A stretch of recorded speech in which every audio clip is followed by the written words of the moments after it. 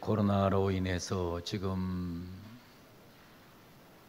우리 교회 규모는 한 번 모일 때 한 공간에서 50명으로 식구가 제한이 됐습니다.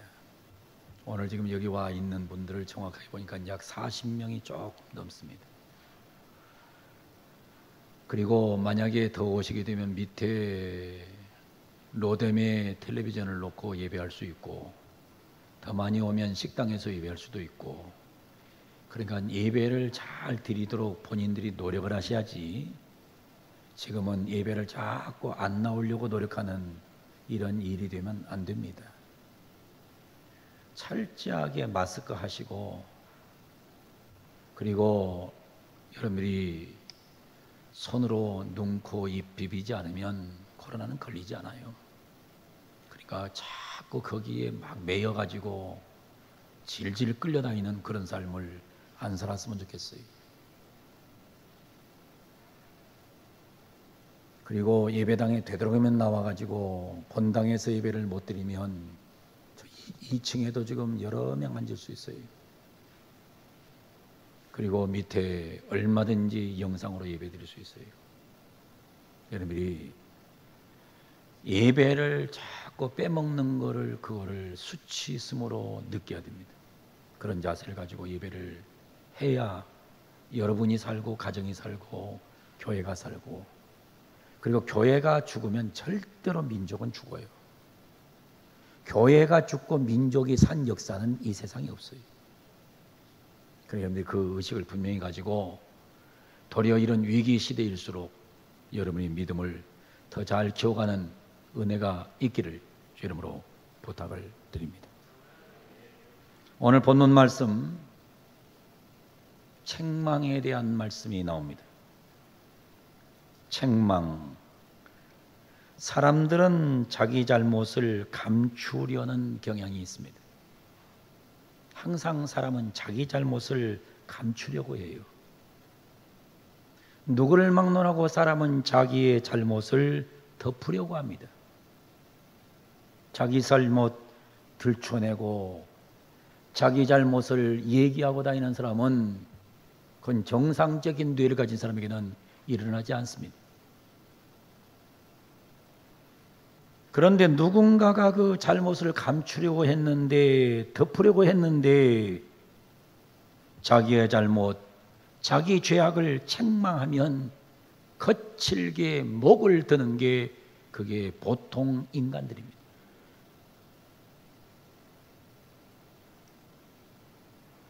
저는 성격상 좀 뭔가를 이렇게 좀 덮어두는 경향이 있어요. 제 성격상 누군가가 이게 문제가 있으면 자꾸 이렇게 들춰내려고 하는 그런 근성이 제게 없어요. 그냥 되도록이면 덮어놓으려고 그래요. 제가 다 알아요. 모르는 게 아니에요. 알고 있어요. 알고 있어도 되도록이면 덮어놓으려고 하지, 쉽게 이렇게 누구를 책망하거나 이런 것을 제가 잘 못해요. 잘 하지 못합니다. 그러다 보니까 어떤 분들은 저보고 그래요. 왜 목사님은 책망하지 않느냐고. 왜 목사님은 가만히 덮어만 두느냐고 얘기하는 분들이 개중에 저한테 있어요.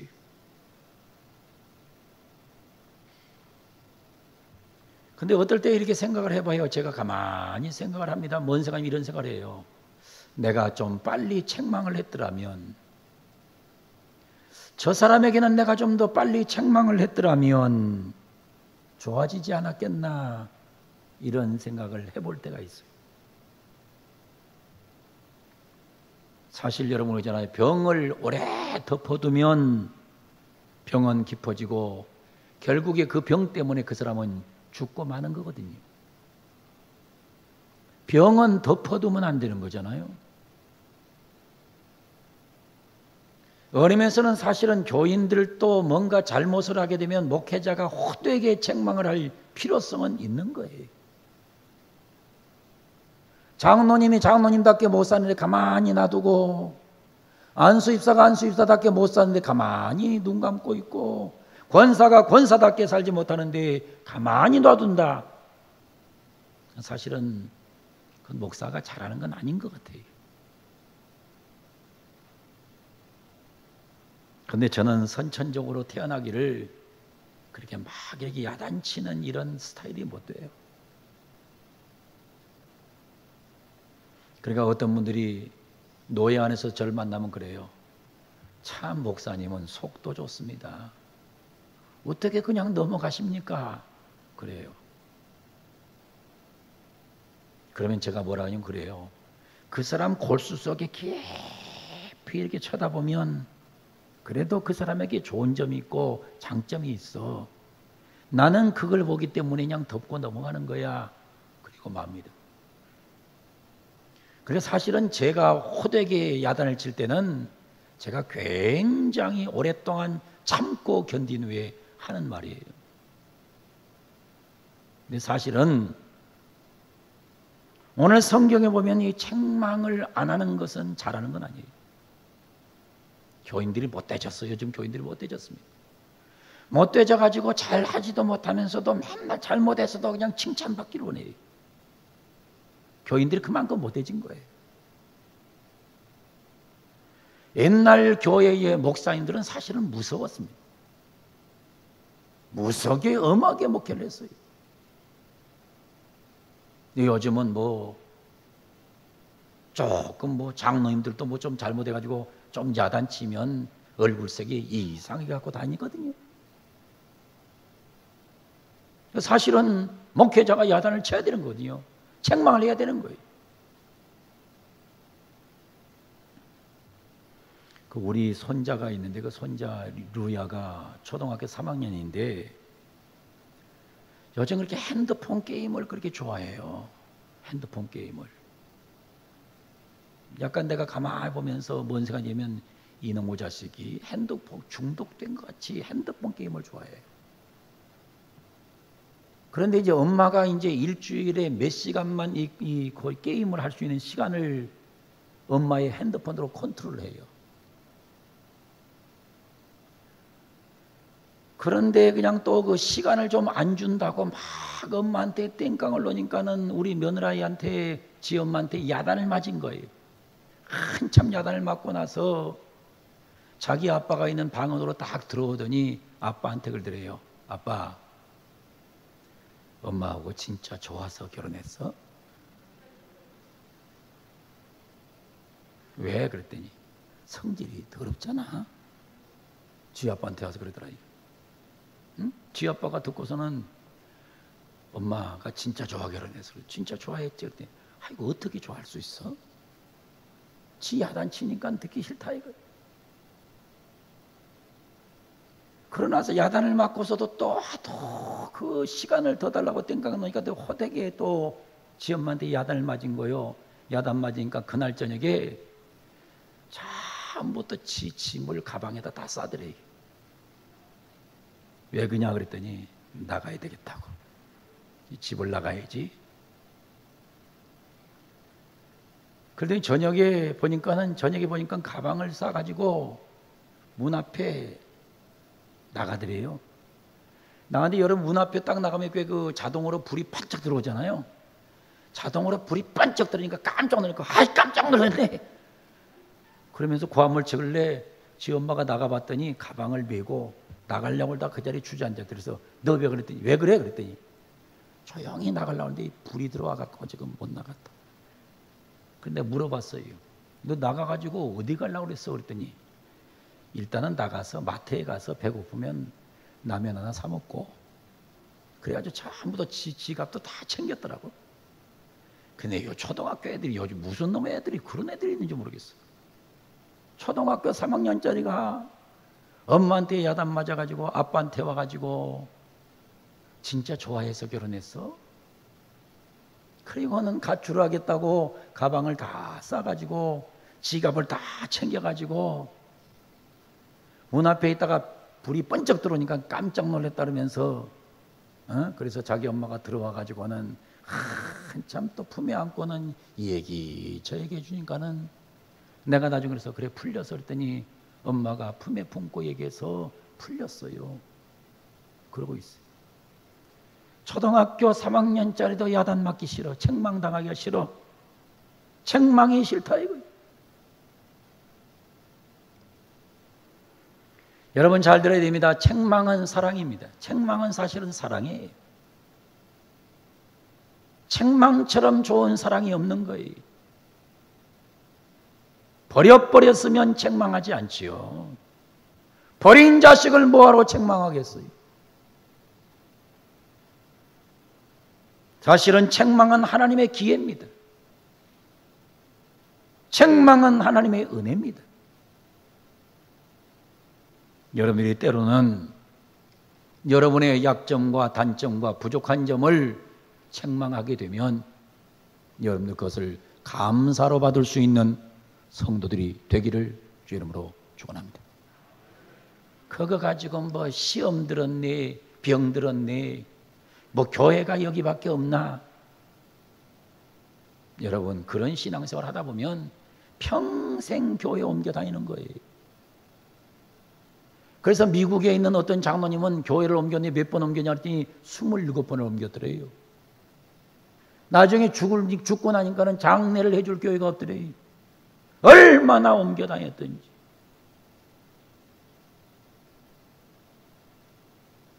그래서 성경은 뭐라고 말합니까? 자주 책망을 받으면서도 목이 곧은 사람은, 자주 책망을 받아도 목이 곧아요. 목이 곧은 사람, 스티프든 넥크드란 말을 씁니다. 스티프든 넥. 이 아주 굉장히 나쁜 목입니다. 나쁜 목, 빳빳한 목, 목이 곧아요. 자주 책망을 해도 듣지 않습니다. 이런 자를 하나님은 목이 곧은 백성이라고 합니다. 교만한 자라는 거죠. 목이 곧아요. 출애굽기 33장 3절 보면 이런 말씀이 나옵니다. 너희를 적과 꾸리는 땅에 이르게 하려니와 나는 너희와 함께 올라가지 아니하리니 너희는 목이 곧은 백성인즉 내가 길에서 너희를 진멸할까 염려함이니라. 하나님께서 이스라엘 백성들이 그래요. 너희를 적과 꾸리는 땅에 이르게 하려고 한다. 근데 나는 너희하고 올라가지 않겠다 이거예요. 하나님이 가나안 땅에 안 가겠다 이거예요. 왜 안 가시느냐? 너희를 보니까 목이 너무 곧아가지고 내가 가나안 땅에서 길에서 너희를 죽일까 나도 걱정이 된다 이거 하나님. 얼마나 이스라엘 백성들이 목이 곧았든지. 여러분이 인간의 목이 곧으면 보통 문제가 아니에요. 출애굽기 33장 5절은 이렇게 말씀을 해요. 여호와께서 모세에게 이르시기를 이스라엘 자손에게 이르라. 너희는 목이 곧은 백성인즉 내가 한순간이라도 너희 가운데 이르면 너희를 진멸하니 너희는 장신구를 떼어내라. 그리하면 내가 너희에게 어떻게 할 것인지 정하겠노라 하셨습니다. 하나님께서 말씀하세요. 너희는 목이 곧은 백성인데 내가 한순간에 너희 가운데 이르면 너희를 진멸할까 두려워. 내가 근데 너희에게 한 가지만 얘기해 보자. 너희 몸에 있는 장신구 좀 다 떼내봐라. 귀걸이, 코걸이, 목걸이 한번 싹 떼내봐.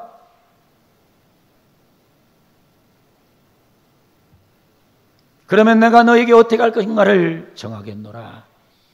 얼마나 불순종하는지 한번 목걸이 한번 귀걸이 한번 떼내봐라.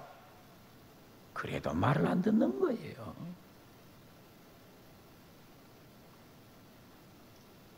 신명기 9장 6절은 이렇게 말씀합니다.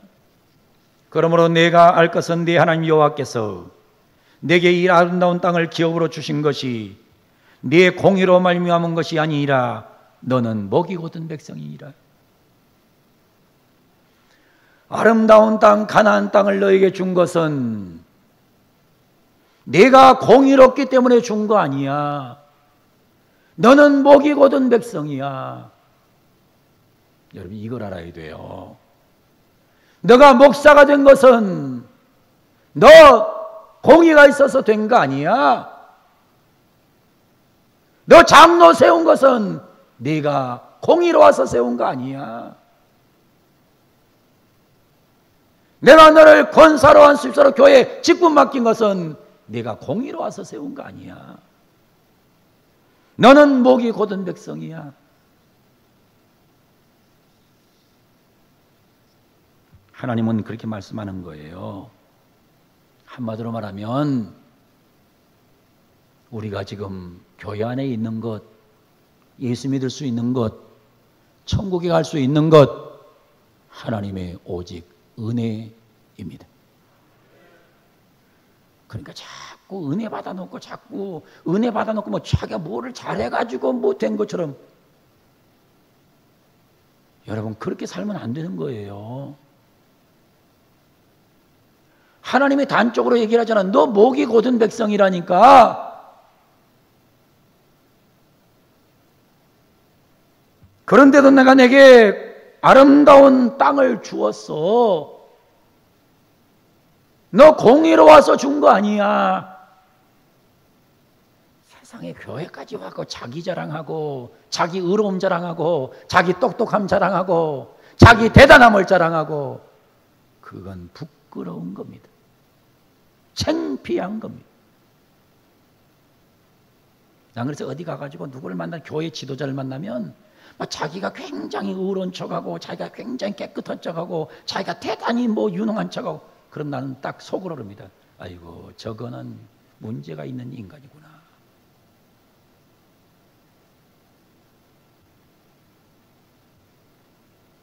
여러분 우리가 뭐를 내세울 게 있는 거예요? 뭐를 내세울 게 있어요?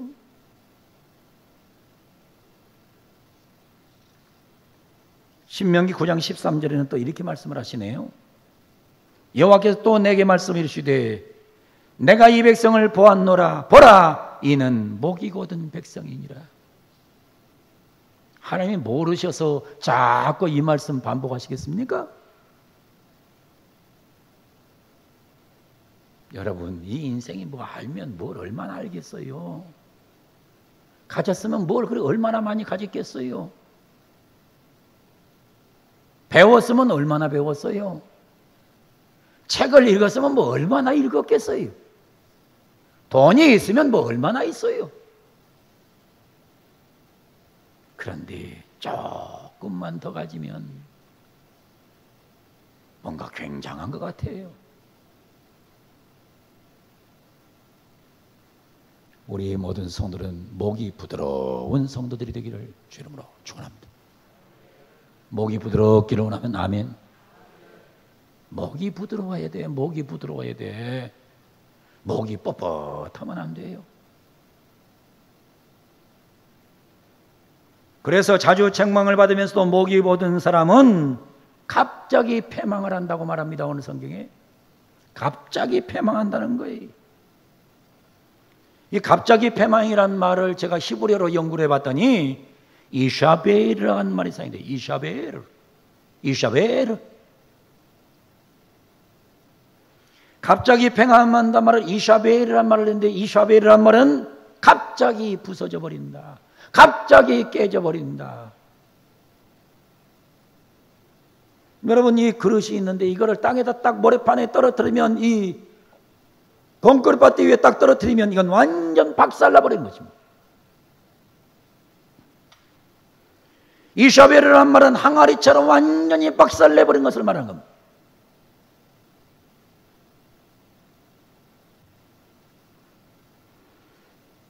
책망을 자주 듣는데 목이 뻣뻣하면 오래 못 갑니다.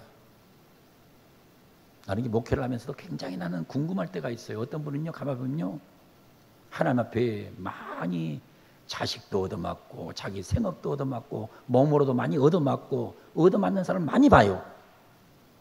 많이 보는데, 그런데 하나님이 깨뜨리고 있는데 깨뜨려 있는 줄 모르고 여전히 목이 곧은 사람들을 나는 개중에 봐요. 그러면서 뭔 생각이 그래요. 저 사람은 왜 저렇게 살다가 왜 저렇게 고난스러운 길을 가고 있을까?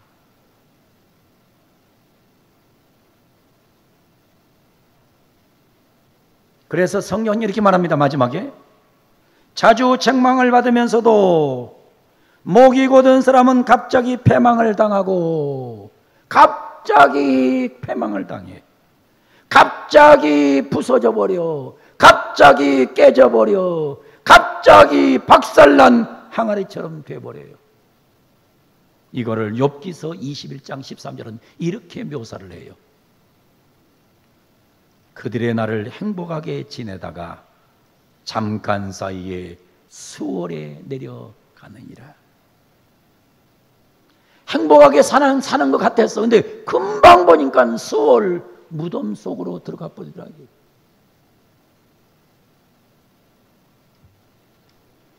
여러분, 인간은 코로나 때문에 죽는 게 아니고 사실은 뭐 때문에 죽냐면요, 하나님 마음에 안 들기 때문에 죽는 겁니다. 와, 그렇게 코로나가 무서워요. 사실은 중요한 건 그거예요. 인간이 가장 중요한 건요, 이 목이 문제예요. 목이 뻣뻣하면요, 목이 굳은 살이 박히면 여러분, 그 사람은 사실은 얼마 못 갑니다. 그래서 오늘 성경은 결론을 이렇게 내려요. 자주 책망을 받으면서도 목이 곧은 사람은 갑자기 패망을 당하고 피하지 못하리라. 피하지 못합니다. 피하지 못한다는 말, 피하다는 말, 히브리 말은 마르페란 말인다고 생각해요. 마르페란 단어가 사용돼요. 마르페. 피하지 못한다, 마르페 되지 못한다. 마르페란 말은 도움이란 뜻입니다. 도움을 주지 않는다는 것입니다. 마르페란 말은 치료라는 뜻이에요. 하나님이 치료해 주지 않는다는 거예요. 마르페란 말은 회복이란 말입니다. 하나님이 회복시켜 주지 않는 거예요. 여러분, 이 세상에요, 넘어진 사람은 많아요. 근데 하나님이 도와주셔서 일어나가지고 하나님의 은혜로 사는 사람도 많고요. 이 세상에 병든 사람도 많아요. 근데 하나님이 치료하셔서 더 겸손하게 사용하는 사람도 많고요. 이 세상에 무너진 사람도 많은데 하나님이 회복시키셔서 더 능력 있게 사용하는 경우가 엄청나다는 사실을 저는 많이 보아옵니다. 책망을 싫어하는 자에게는 심판이 임할 때는 어느 누구도 도울 자가 없습니다. 책망을 싫어하는 자에게 심판이 임할 때에 어느 누구도 치료할 수 없습니다. 책망을 듣는데 싫어하게 되면 어느 누구도 회복시키지 못합니다. 오늘 밤에 나온 사랑하는 성도 여러분, 여러분들이 신앙생활 하다가 때로는 여러분에게 책망이 들려오면 그것이 하나님의 사랑의 음성인 줄로 깨닫고 은혜인 줄로 깨닫고 겸허하게 하나님 앞에 더 가까이 갈 수 있는 기회로 선용하기를 바랍니다. 목이 뻣뻣한 백성이 되지 않기를 바랍니다. 목이 뻣뻣하면 갑자기 죽습니다. 그리고 목이 뻣뻣하면 절대로 피할 길을 하나님은 예비해 두지 않습니다.